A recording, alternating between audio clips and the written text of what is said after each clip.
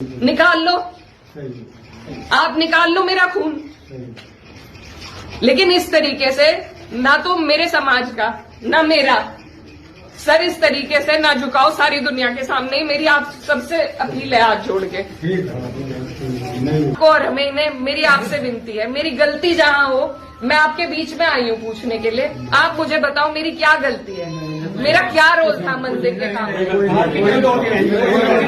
आपका कोई आरोप नहीं है, आपकी कोई इसमें गलती? 1.5 साल हो गया जो हार पचाई जा रही है उनसे, नहीं पच रही, लेकिन ये 3-4 साल तो पचानी पड़ेगी। उसके बाद परीक्षा में मैं भी हूँ और वो भी आएंगे। मेरा सवाल माननीय पूर्व सांसद जी से है, क्या वो अपने समर्थक का खंडन करेंगे जिनसे वो मुझे गाली दिलवा रहे हैं? क्या उनके घर में बहन बेटी नहीं है?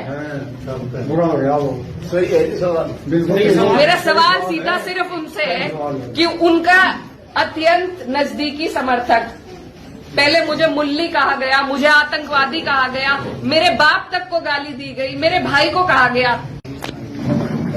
गांव छापर में यहाँ पर मौजूद आसपास और इलाके से भी आए सभी हमारे बड़े बुजुर्ग भाई, मेरी माएं बहनें, आप सभी को नमस्कार।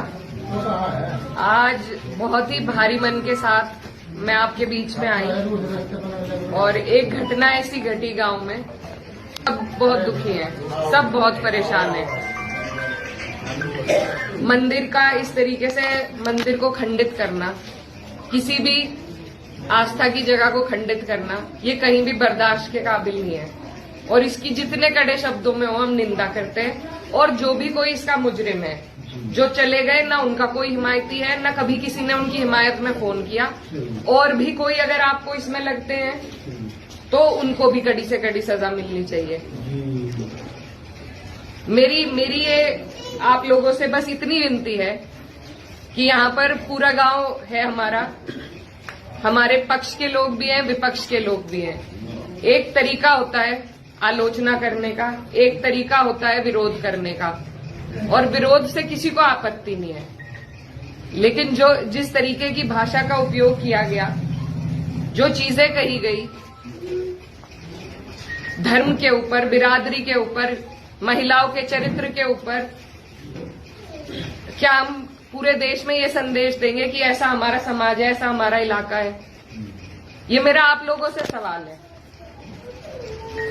मैं जब चुनाव जीती थी तो मैं इतनी खुश थी, इसलिए नहीं कि मैं जीती, इसलिए कि मुझे सर्व समाज ने, सर्व धर्म ने, सर्व जाति के लोगों ने मुझे अपना वोट दिया था। मेरे लिए उससे बड़ी उपलब्धि जीत की नहीं थी। और हर जगह आप देखेंगे, अगर मैंने कई बार ये बात कही कि मेरे लिए सबसे बड़ी उपलब्धि ये है कि मुझे सबने वोट दिया, सबने अपना आशीर्वाद दिया, अपनी बेटी माना, अपनी बहन माना, और आप सभी मेरी हिम्मत हो। आज अगर इस तरीके की बातें हमारे क्षेत्र से उठेंगी तो मुझे बहुत तकलीफ हुई, शर्म आई मुझे कि मेरे अपने, जो मेरे मामा हैं, नाना हैं, भाई हैं, आज उनके बीच में ऐसी बात हो रही। और ये सिर्फ मुझे गाली नहीं है, मेरे इलाके की, मेरे समाज की, मेरे इस इलाके की जितनी भी बेटियां हैं, जो मुझे यहाँ आके कहती थी कि दीदी हम भी आपकी तरह आगे बढ़ेंगे, हम भी आगे निकलेंगे, उन सब के कदम इससे डगमगाएंगे। और मुझे ये बात बर्दाश्त नहीं। मेरे पे तरह तरह के सवाल उठाए जा रहे हैं। मैंने कभी धर्म की राजनीति नहीं करी, कभी जात बिरादरी की भी नहीं राजनीति करी। मेरे लिए सब मेरे अपने हैं। जहां जिसे मेरी जिस वक्त समस्या होगी, जिस वक्त मेरी जरूरत होगी, मैं वहां पहुंचूंगी। मेरा परिवार बहुत सालों से, लंबे अरसे से राजनीति में है, आप लोगों के आशीर्वाद से। और हमारे वहां पर बाबूजी हुकुम सिंह जी का परिवार और हमारा परिवार लगातार राजनीति में रहा। कभी वो जीते, कभी हम जीते, लेकिन मैं आज उन्हें नमन करते हुए आपको ये बताना चाहती हूँ, कभी ऐसा नहीं हुआ कि किसी ने किसी पर व्यक्तिगत टिप्पणी करी हो, किसी ने किसी को इस तरीके की ओछी बातें कही हो। तो वो एक राजनीति का स्तर था। और आज जो राजनीति का स्तर हम लेके आ रहे हैं, मेरी काम हो सकता है लोगों को पसंद ना हो, बिल्कुल 5 साल बाद मुझे आपके बीच में आना है। मैं किसी आपकी कसौटी पे खरी नहीं उतरी, मैं वोट मांगने की भी हकदार नहीं, और आपको देना भी नहीं चाहिए। लेकिन अगर कोई आपके इलाके से कोई लड़की अगर हौसला कर रही है, आगे बढ़ रही है, तो क्या उसे गालियां मिलनी चाहिए? क्या मैं आपके समाज की बेटी नहीं हूँ? बिल्कुल। ऐसी ऐसी बातें रोज देख देख कर कि इन्होंने तो धर्म बदल लिया था, ये तो सब हमारे इतिहास का हिस्सा है। इसका जवाब मैं दे सकती हूँ या कोई और दे सकता है क्या? मुझे किसी ने कहा कि अपने पिता की तरह कभी कभी खनक आती है आवाज में, तो मैं वो बात बदल नहीं सकती। मेरे खून में शामिल है, बिरादरी भी खून में शामिल है। निकाल लो, आप निकाल लो मेरा खून, लेकिन इस तरीके से ना तो मेरे समाज का ना मेरा सर इस तरीके से ना झुकाओ सारी दुनिया के सामने ही। मेरी आप सबसे अपील है हाथ जोड़ के।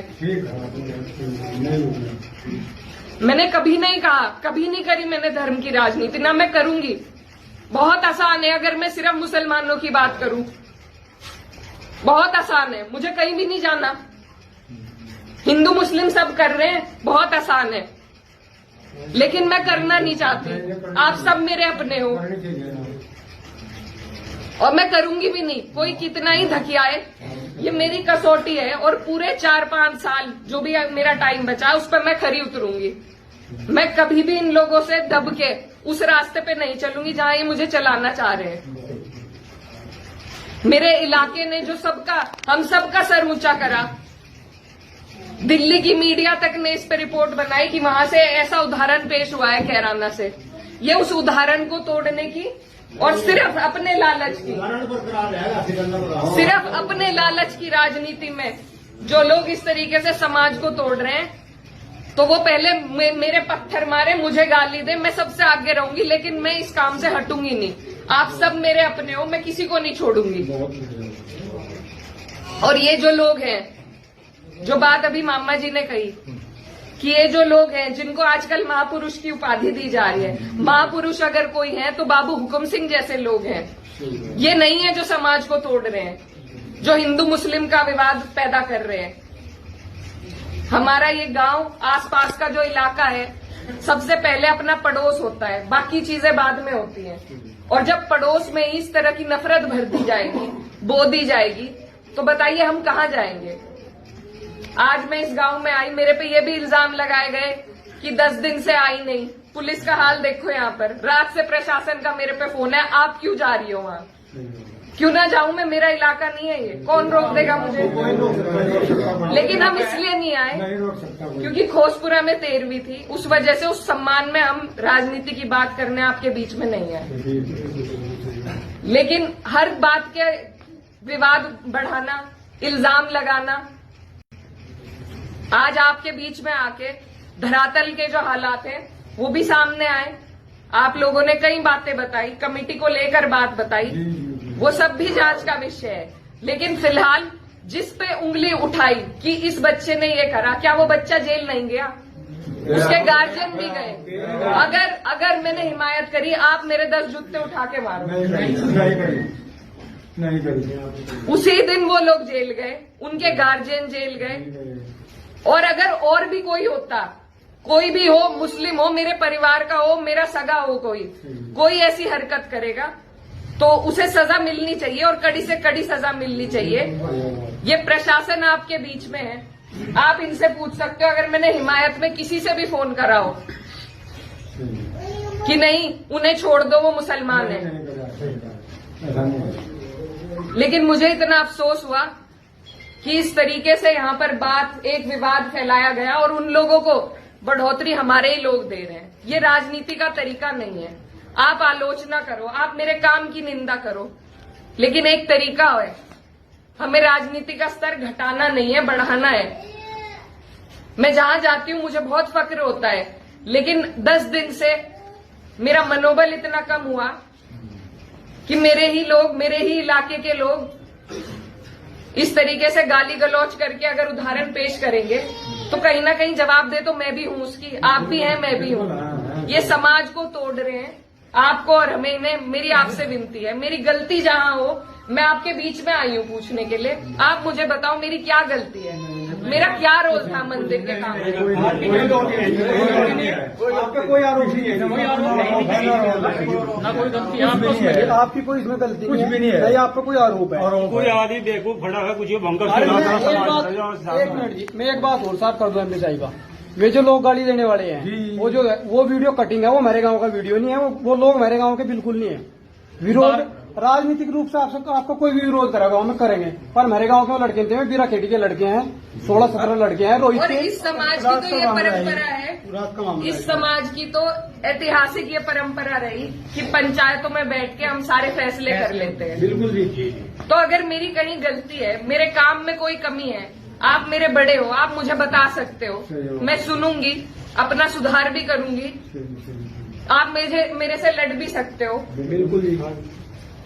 लेकिन हम और जो मेरी बहन बेटियां हैं इस इलाके की, उन्हें क्या कह रहे कि जो जिसे सांसद बना दिया उसे ही गाली मिल रही, तो और मेरी बहन बेटी कैसे सुरक्षित रहेगी?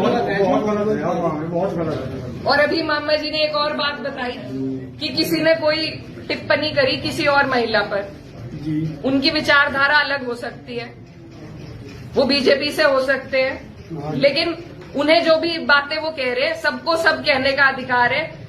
उस व्यक्ति से मुझे कोई, वो तो मेरा है ही नहीं, वो जिस मानसिकता से ये कर रहा है, 1-1.5 साल हो गया जो हार पचाई जा रही है उनसे, नहीं पच रही, लेकिन ये 3-4 साल तो पचानी पड़ेगी। उसके बाद परीक्षा में मैं भी हूं और वो भी आएगी।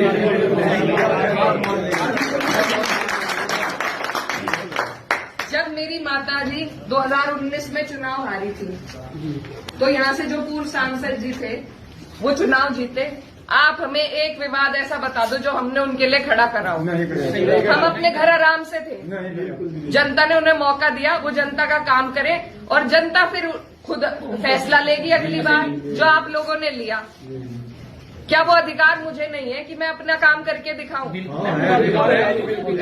ये प्रयोगशाला जो बना के एक तरीके से समाज को बांट, ये तैयारी 27 और 29 की है, आज की नहीं है।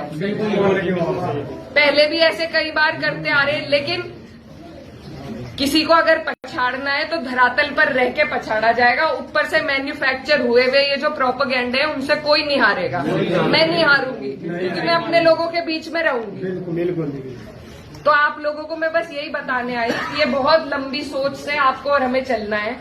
मेरी जो भी गलती है, अभी एक भाई खड़े थे, वो कह रहे थे मंदिर में लाइट नहीं है, उनकी बात बहुत अच्छी लगी। लाइटों की, सुरक्षा की, शिक्षा की, इनकी बात हमें करनी है ना, इन पे लड़ाई लड़ो, लेकिन सिर्फ धर्म और जात पे बीजेपी को सारी लड़ाई लानी है, क्योंकि उसके अलावा उनके पास कोई चारा नहीं है। और अगर मैं खंडन करती हूँ उस लड़के का जिसने उस बहन को कुछ कहा है, मेरा सवाल माननीय पूर्व सांसद जी से है, क्या वो अपने समर्थक का खंडन करेंगे जिनसे वो मुझे गाली दिलवा रहे हैं? क्या उनके घर में बहन बेटी नहीं है? बुरा हो गया वो। सही है सवाल। मेरा सवाल सीधा सिर्फ उनसे है कि उनका अत्यंत नजदीकी समर्थक, पहले मुझे मुल्ली कहा गया, मुझे आतंकवादी कहा गया, मेरे बाप तक को गाली दी गई, मेरे भाई को कहा गया। जो लोग ये पूछते हैं कि मेवात वालों को माफ कर दिया था और उसे क्यों नहीं माफ किया, उन्हें मैं ये बताना चाहती हूँ कि ये पहली घटना नहीं है, ये पहली नहीं है घटना। और सीधी सीधी जो गंदी गालियां दी गई हैं, वो सिर्फ मेरे नहीं लगी, मुझे नहीं फर्क पड़ता, न उस व्यक्ति से पड़ता, न उसके चरित्र से पड़ता, न उसकी बोली से पड़ता, लेकिन जो संदेश समाज में जा रहा है। और मुझे खुद कप्तान साहब का फोन आया कि आप तहरीर भिजवाइए, मैंने नहीं उन्हें करा, वो भी आज यहीं पे है, कोई भी जाके उनसे ये बात पूछ सकता है, क्या मैंने उन्हें करा था कि तहरीर दो? कप्तान साहब ने खुद मंगवाई। और ऐसे लोगों के खिलाफ कार्रवाई होनी चाहिए। एक तरफ तो ये सरकार हमारी बहनों को एसडीएम की कुर्सी पर एक एक दिन के लिए बैठा रही है, जब उन कुर्सियों की शोभा ही नहीं रहेगी, कोई गरिमा नहीं रहेगी, तो क्या फायदा है वहां बिठा के? जब उन्हें कोई भी गाली दे देगा। मैं तो नहीं समझती इससे महिलाएं आगे बढ़ेंगी। ये मेरा अकेली का विषय नहीं है, ये इस इलाके की हर उस महिला का विषय है जो लड़की पढ़ लिख कर एक कदम बाहर रख रही है। अगर इसी तरह के गुंडे मवाली बाइकों पे घूम घूम के उन्हें गालियां देंगे, जब वहां की जनप्रतिनिधि को दे रहे हैं, तो कल को क्या गारंटी है मेरी बहनों को नहीं देंगे। तो ये जो प्रथा चलाई जा रही है, इसे रोकना पड़ेगा, इसे तोड़ना पड़ेगा। हम अपनी एकजुटता से ही जवाब दे सकते हैं और मुझे बस आपके आशीर्वाद की जरूरत है। और मेरा सवाल बस आप लोगों से है कि ऐसे लोगों को महापुरुष की उपाधि न दे, ऐसे लोगों को बढ़ावा न दे। इससे हमारा समाज टूट रहा है। हमें जरूरत है अपने समाज की तरक्की की बात करें, उन चीजों की जिनकी हमें जरूरत है। ऐसे लोगों को बढ़ावा देके इनकी ही राजनीति आगे बढ़ती है, इनकी रोटियां सिकती हैं और कोई इनकी बात नहीं है, वजह नहीं है। तो मैं आप सबसे बस यही आग्रह करती हूँ कि मैं आपके बीच में हूँ। गांव का कोई भी बुजुर्ग मुझे बता दे मेरी क्या गलती थी, मेरा क्या रोल था, मैं पूछने आई हूँ। हमें भी नहीं पता, यहाँ गाँव में जितने बड़े ना रात का मामला था, हमें भी नहीं पता क्या पूरा गांव इस बात से एक मत है, आपकी कहीं कोई गलती नहीं है। हम तो पूरे यहाँ पड़े थे जरूरी दूर, ये पीछे तो हंगामा होता आया, एकदम गेट खोल के बाहर निकले। पर क्या हो गया गाँव में भाई? जिस दिन ये घटना हुई, क्या हो गया भाई? मंदिर में जिस टाइम पर था, 90% गाँव को अगली शाम को पता चला कि वहाँ सब कुछ हो गया। आसपास के आगे बवाल मचा दिया जो आसपास बिना खेड़ी खबर चली गई और संगठनों में खबर चली गई, क्या छप्पर में खबर नहीं थी? गाँव में निकल गए उससे पहले उन्होंने गाली दे ली थी, यानी उन्हें पहले ही पता लग गया था भाई कौन करवा रहा है। हाँ बिल्कुल बिल्कुल। जब तक तो बच्चों का भी नहीं पता लगा। ये मामला ना तो ये मंदिर का है ना ये मामला